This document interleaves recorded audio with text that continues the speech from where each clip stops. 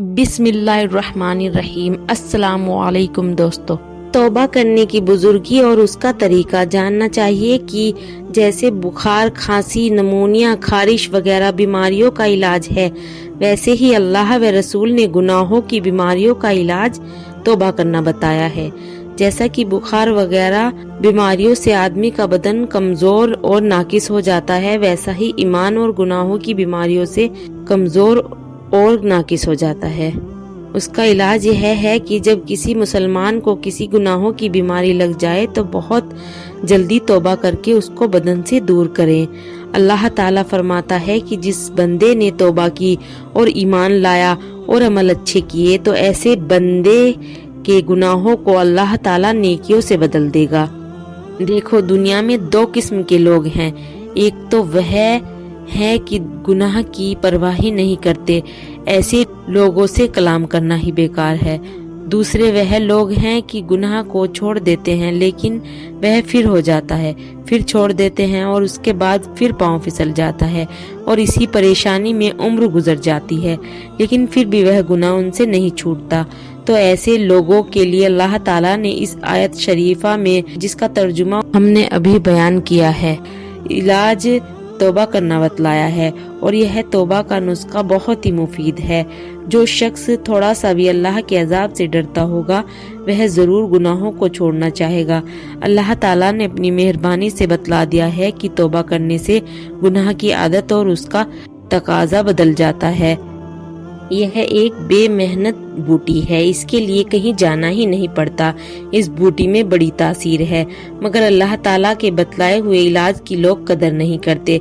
साहिबो, आजमा कर तो देखो, अगर असर ना हो तो फिर शिकायत करना। बस जब गुनाह हो जाया करे तौबा कर लिया करो। अगर फिर हो जाए फिर तौबा कर लो, फिर हो जाए फिर तौबा कर लो। गरज हर गुनाह के बाद तौबा करना लाजिम कर लो। इंशाअल्लाह एक दिन वह आएगा कि गुनाह की बीमारी बिल्कुल निकल जाएगी।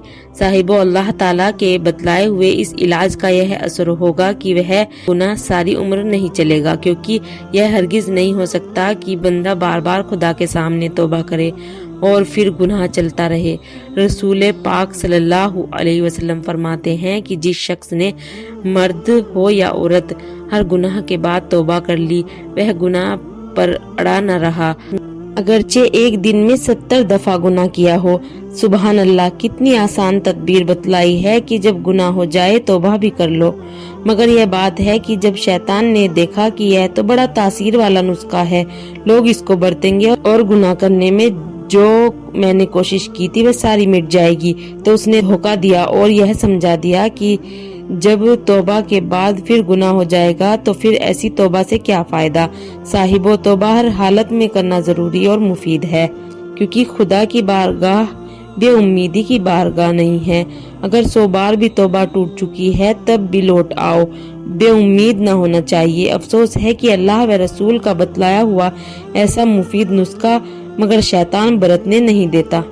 भाइयों और बहनों, यह नुस्खा 5 दफा बरत के तो देखो, खुदा की कसम गुनाह की बीमारी दूर हो जाएगी और तौबा का यह असर होगा कि अल्लाह ताला मदद फरमाएगा और बुरी आदतें बदल देगा। मगर तौबा ऐसी हो कि जिस तरह रसूल पाक सल्लल्लाहु अलैहि वसल्लम ने हमको बतलाई है कि पहले वजू करो और 2 रकात नफिल नमाज पढ़ो, फिर खूब दिल लगाकर शर्मिंदगी के साथ अल्लाह ताला से माफी मांगो और वादा करो कि फिर ऐसा काम नहीं करूंगा, बस फारिग हो जाओ।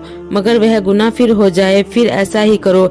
इसके बाद देख लोगे कि वह गुनाह की बीमारी किस तरह दूर हो जाएगी, क्योंकि जब तौबा भी कर लिया करें तो शैतान इस अमल से आजिज हो जाएगा और खुद ब खुद पीछा छोड़ देगा।